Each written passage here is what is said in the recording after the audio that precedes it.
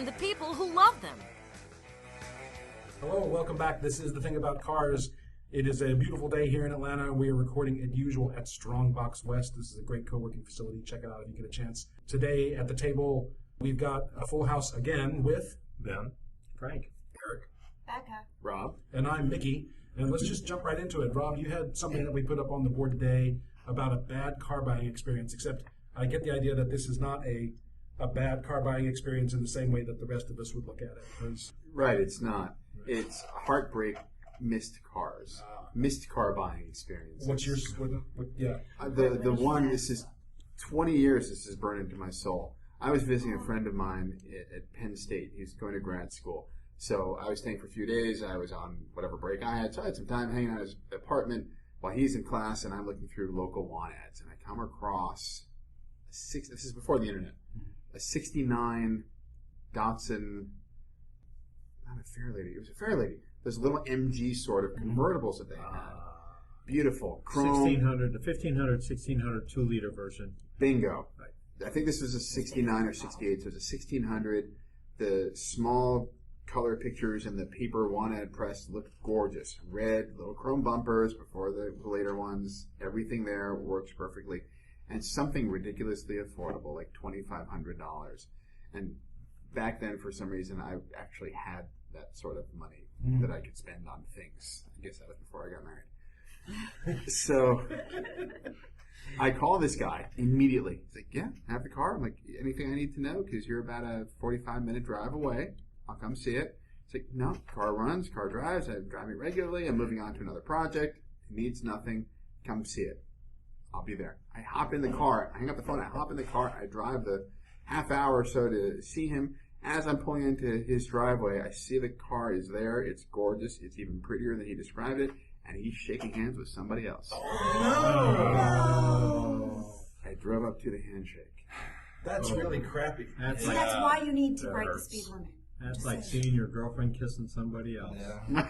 Jeez, it's worse. Yeah. It That was is much worse. Exactly. You can find other people. The cars are much harder. The cars are much harder. My dad had one kind of like that, actually. When I was in about first grade, there was somebody in our neighborhood. We lived in a big subdivision. We didn't know everybody, so we didn't know who was selling this car. But somebody in the neighborhood had this was about 1974, had a Jaguar XK120 with a for sale sign in their front yard.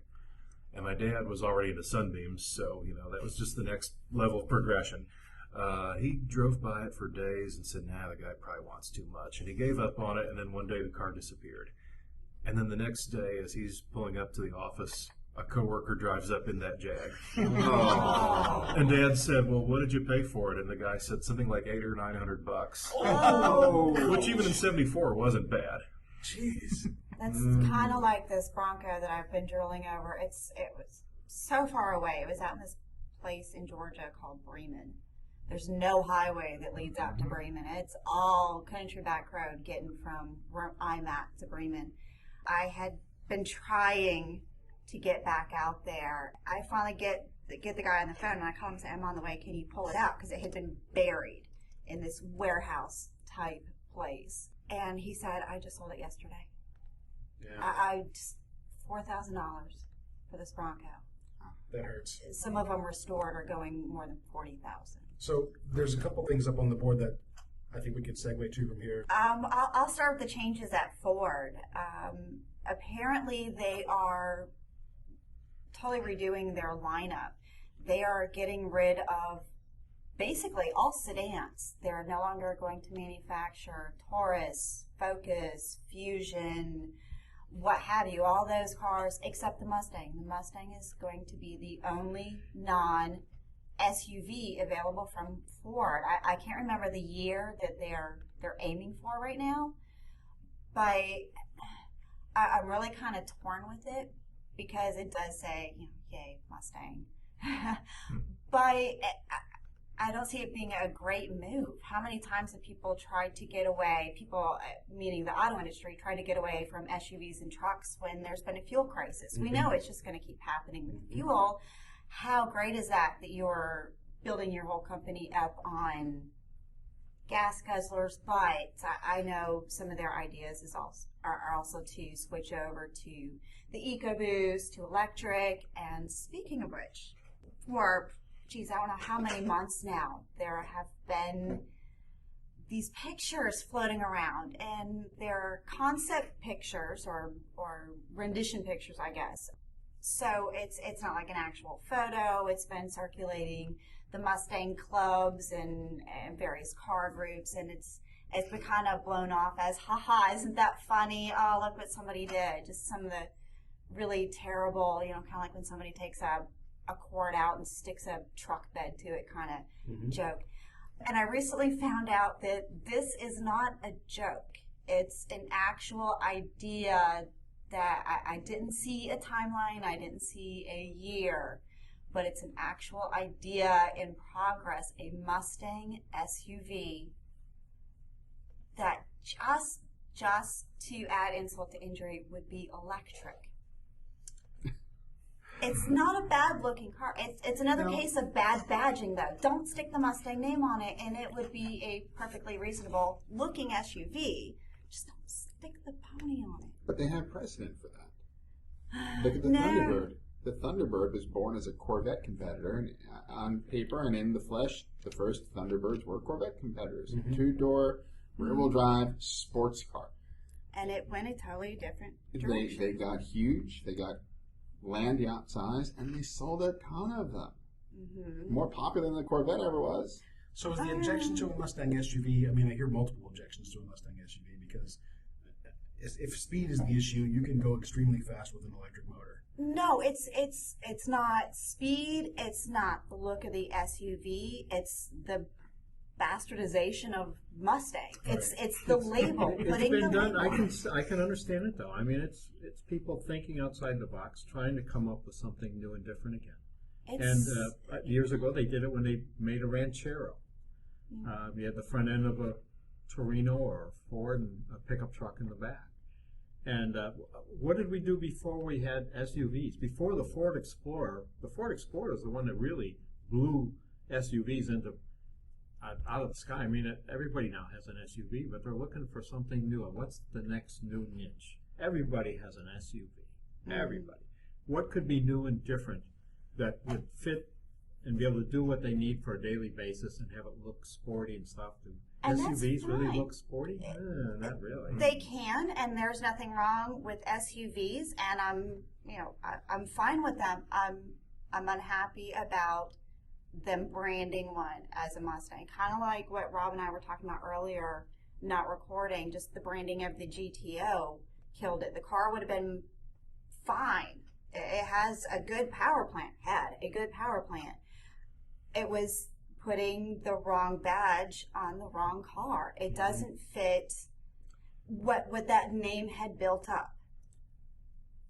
It's like turning the Hulk into a woman in comics. I can't believe Ford would ever really call it the Mustang or Mustang something. It's even got, in the renditions, it's even got the running pony right up front, and it's got the grill and the headlights. And I've made jokes in the past about Mustang should break off from Ford and offer different things, but in reality, that works best when it's from the beginning. Well, to your point about fuel efficiency, though, if Ford as a company is making a decision to get rid of their smaller cars and just make trucks and SUVs. Small, mid-size, you name it. Right. I mean, that decision also sort of is mind-boggling to me. Yeah.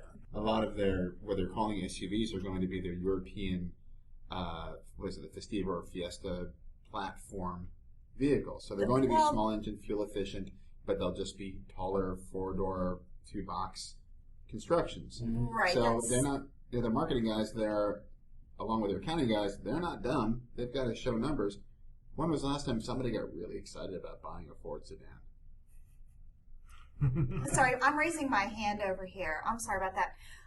But yeah, you kind of touched on something else. An awful lot of trucks and SUVs are no longer built on truck platforms. They are essentially cars with the shell of a truck or a shell of an SUV. So, but isn't then the job? I mean, isn't this sort of Chrysler's problem at the moment too.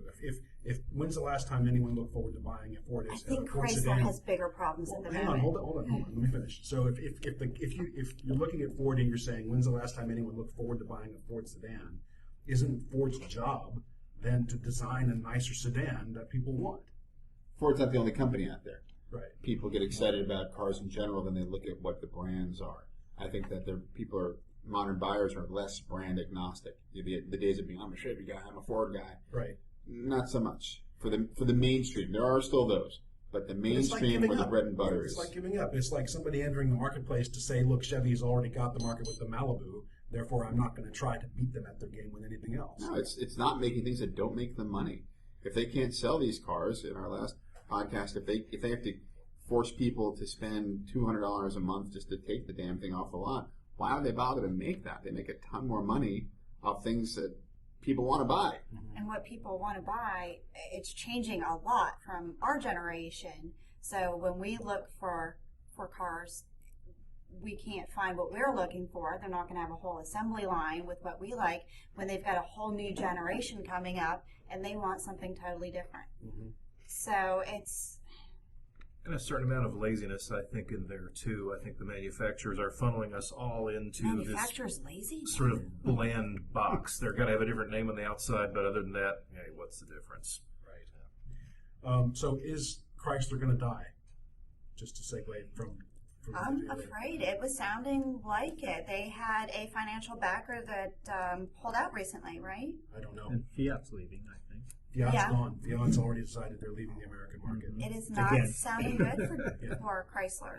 But it was Chrysler, Dodge, Jeep was doing okay, and who else? The I'm Ram trying. truck. And the I'm sorry? trucks. The Trucks Ram truck. and Jeeps. But Dodge itself is, I think, doing better than Chrysler is. So if Chrysler dies, Well, this kind of Dodge just lumped has up one sedan. that Chrysler and Dodge were both in peril, but that Jeep could split off and be on its own. And I think they mentioned somebody else could split off if Chrysler Dodge died, but they did mention Dodge in what I read. what's going to happen to Mopar if that happens? So Our cars- Nobody knows what a Mopar is anyway. So Right. they should come out Parts and rust. with a brand Mopar.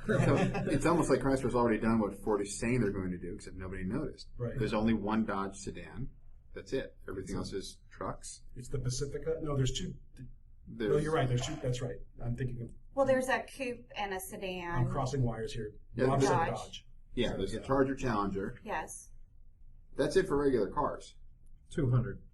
They have the 200. With the Are Chrysler, they still yeah. doing that? No, It's 200 not went away. killed. No, Yeah, I that saw went the away. 200 on the list that was still made, the 200, and then one other The sedan. The Pacifica minivan. That's not a sedan. I'm sorry. I was trying to go one step at a time. I was on sedans. Well, we Sorry. have this internet Wasn't it the capable 300 and the 200? That was the Fiat. It was made by Fiat, but I don't know. We have this internet capable device here. Let's look up what Chrysler's. So what it didn't tell me, since Mickey's looking something up, y'all were mentioning Fiat over here. Is it just broken off? Has somebody acquired Fiat? What's happening with Fiat right now? Well, Fiat's still the biggest car company in Italy. They're still a big, huge conglomerate. They've got Alfa Romeo, Maserati, Chrysler, and Ferrari. no, that's been spun off. Oh, is it? Yeah, but in Sergio Marchionne's mad quest to homogenize, I'm hearing rumors that Maserati and Alfa Romeo are going to be combined into one brand. I could kind of see that. So looking at the actually. Chrysler website, they only sell three things right now: the Chrysler 300, a Chrysler Pacifica, and a Pacifica Hybrid. And the 300 is the same platform as the Charger and Challenger. Is it? It's that old Mercedes platform. Right. So you can't get a Dart any longer or any of that. Right. Well, this is just Chrysler. This is not the Dodge website. I got you. Yeah, the Dart is gone, I'm pretty sure, though. Okay, that car, that's another case of bad badging. It was a Dodge Neon with a Dart logo slapped on That it. could have been a good car. It 'cause was on an a Alfa Romeo Fiat. platform. I mean, it's an Alpha, yeah. Yeah. It was a neon. Look at one. Seriously, it's a neon. You just hating on my Well, name. what That's a whole other Rob, story. at Chrysler? Okay. What excites you today that you would say, "Oh, I'd consider buying that from Chrysler"? Anything? Yeah, a Hellcat or a Demon, but That's who not Chrysler. isn't excited by that? Okay. Oh, That's Dodge well, Chrysler doesn't have anything other than the Pacifica and 300. and 300. A 300 SRT8 was always Exactly. It's a exciting. decent car, but I have issues with the looks. But it's a decent the platform. 300. Yes. Yeah, Oh, yeah. The 300 is just a full-size sedan And Hellcat. I was mistaken when I said Chrysler, because when I think of Chrysler, I think of Dodge. Right. The umbrella, All yes. under the umbrella.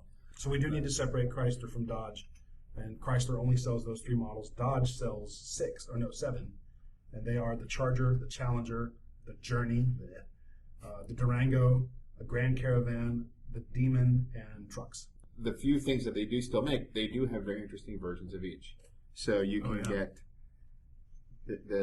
any Charger or Challenger is an interesting car no matter what. They all have adequate power, and the high performance ones are really exciting.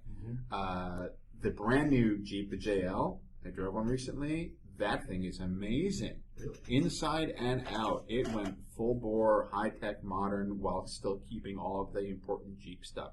They are amazing. I got into a Wrangler Limited X recently, despite me hating 4 doors on a Jeep. You get inside that thing, it was gorgeous. Sure, I wouldn't kick one out of my garage for leaking oil.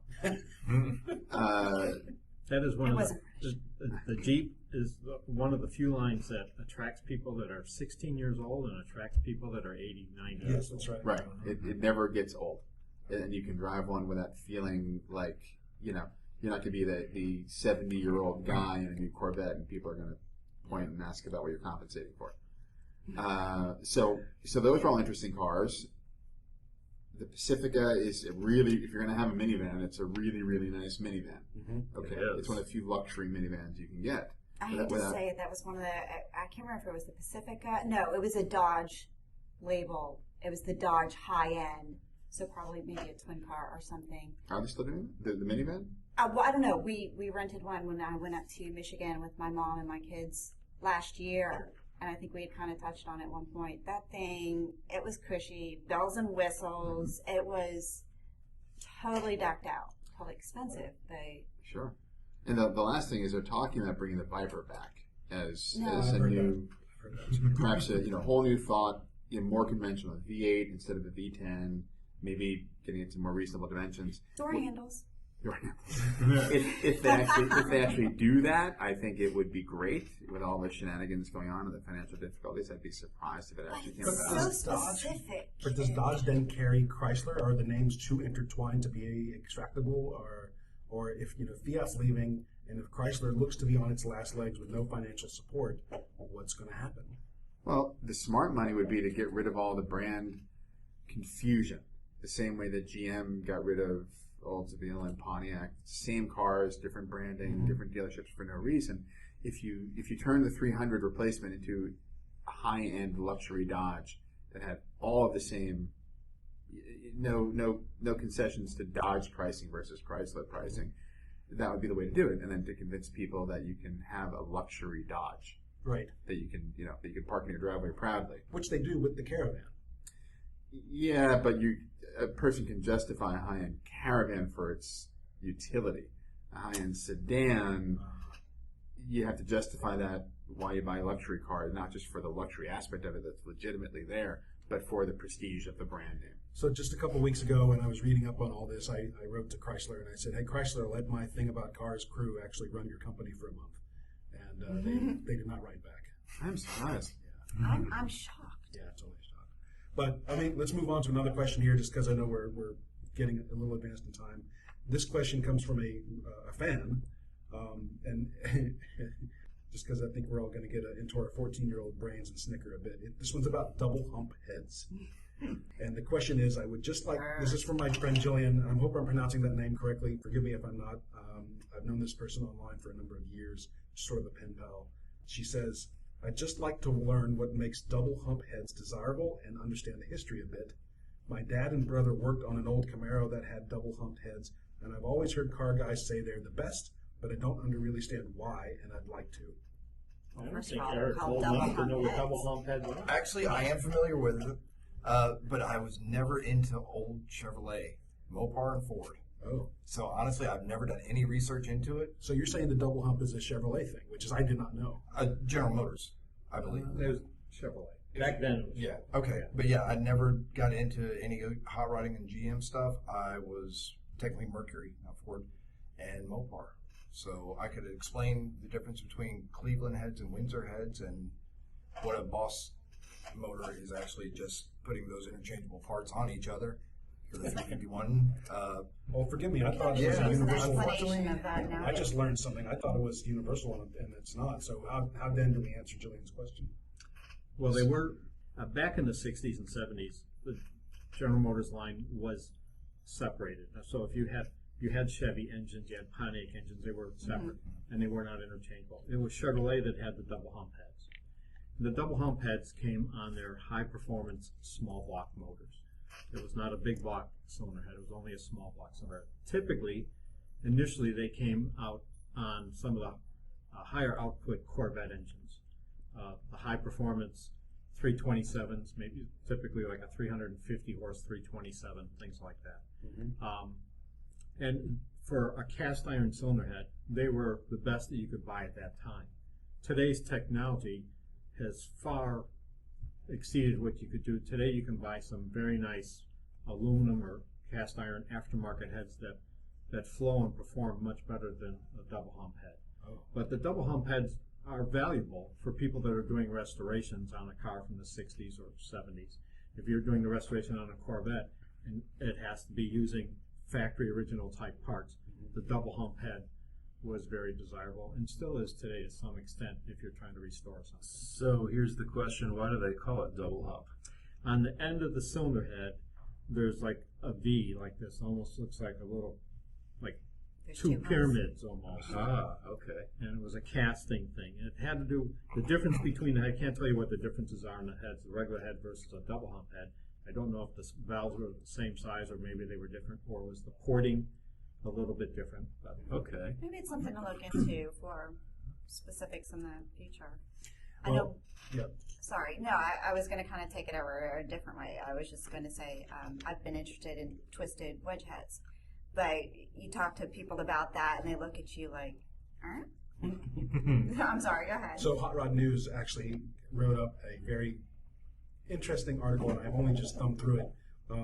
Chevrolet double hump heads, the same but not equal. The history given here is that says, when it comes to old school stock car racers and stock cylinder heads, Chevrolet's long-running double hump cylinder heads have always been the gold standard. And it goes on to say that, let's see, it says the heads got their nickname because of a raised identification shape on the end, like Frank is saying. It's two half ovals connected by a straight bar, most easily described as two humps.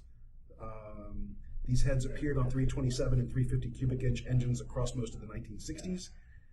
They generally have smaller chambers for the high-octane unleaded fuel readily available at the time, smaller intake ports and valves that measured either 1.94 for the intake and 1.5 for the exhaust, or 2.02 and 1.60 respectively. That's what made them very popular in street stock and pure stock classes. See, I was going to make a joke about the double hump just being inspired by some Playboy bunny, but then I lost the joke at smaller intake valves. You know what, though? Maybe we can... something else to edit there, Mickey. I don't know, we might leave that in. And maybe we can... Are you compensating with the size of your intake valves? Maybe we I can have pay for those new some mics we outside. want if we bring out a line of stick-on double humps for posers. That's right. That's not- 5 horsepower. We'll get right on that. So that's it. We're way over time, but I don't know that we need to actually quit He's just going to yet. cut out all my smartassery anyway. Small intake port. I'm cutting that out. That's Why don't cut out my small intake port? Come on. The kids won't get it. all right. The On parents that can note, say, I'll tell you when you're older. thank you as always for listening to us. We are The Thing About Cars, recording as always in Strong Box West in Atlanta. Check us out at The Thing About Cars on Facebook, and hopefully in the next few weeks, TheThingAboutCars.com, our website will be back up. There's a good chance we might actually put our podcasts on the website this time. I haven't mentioned that before, but there's stuff happening. And I guess that's about it. Anybody else got anything else real quick? My congratulations to the person with the double hump head question. That was a very good question. That was an It excellent was a question. unique question. Yes. So please, do send us questions. We do enjoy hearing from folks. And just be careful out there. We'll see you next time. Ciao. Thank you for listening. This has been The Thing About Cars. We'll see you on the road.